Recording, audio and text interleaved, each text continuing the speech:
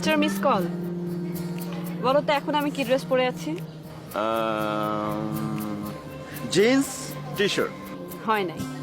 শাড়ি না, হয় নাই। ব্যাপার কি, তুমি কি আমাকে আগের মতো পছন্দ করছো না? ইদানিং তো দেখছি কিছুই মিলছে না। আসলে আমার ম্যাজিক কাঠিটা হারিয়ে গেছে, দেখি আবার চালু করা যায় কিনা। ও আচ্ছা, Welcome, sir. আসসালাম, কনগ্রাচুলেশনস, তোমার জন্য চকলেট। থ্যাংক ইউ বলো। Thank you.